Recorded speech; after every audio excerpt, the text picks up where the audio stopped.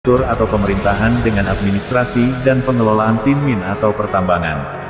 Proses serah terima pemindahan ibu kota keresidenan Bangka dari kota Mentok ke Pangkal Pinang dilaksanakan di kota Mentok dan diserah terimakan antara Residen R.J. Burs kepada Residen yang baru A.J.N. Engelenburg. R.J. Burs adalah pejabat residen sementara yang menggantikan Residen Choonen karena telah diangkat dan dilantik menjadi residen di Pulau Sulawesi atau Pulau Celebes. Sebelum menjadi ibu kota keresidenan Bangka, Pangkal Pinang merupakan satu onder afdelingen dipimpin seorang controller atau administratur distrik. Adapun sering disebut masyarakat Pangkal Pinang dengan Tuan Kongsi, bernama R.J. Koppenol. Dalam melaksanakan tugas pemerintahannya, controller Pangkal Pinang dibantu oleh seorang Demang distrik Pangkal Pinang yang pada waktu itu bernama Raden Ahmad.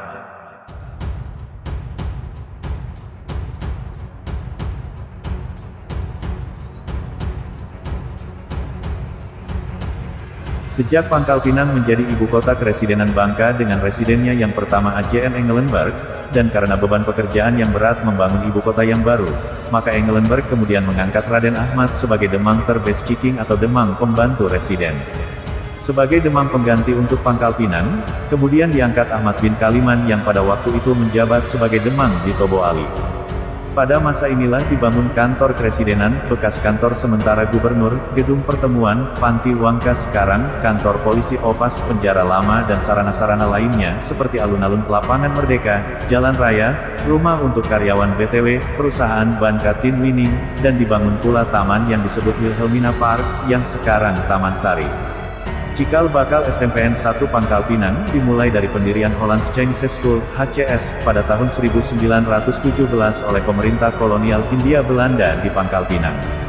Residenat Swiste Pangkal Pinang OP Bangka, awalnya rumah kediaman administrateur Van Pangkal Pinang atau rumah controller, kemudian dijadikan rumah kediaman Residen Bangka. The Administrateur Van Pangkal Pinang atau Controller Pangkal Pinang terakhir menempati rumah tersebut adalah J. Duiter dan R.J. Koppenol. Setelah itu controller, pindah dan menempati rumah Bun Huiste Pangkal Pinang, yang terletak di sisi barat Landrat. Bangunan rumah residence, berdiri sejak tahun 1840, direnovasi cukup megah pada tahun 1885, dan oleh masyarakat setempat sering disebut rumah besar, lantaran memiliki pilar penyangga yang besar serta luas.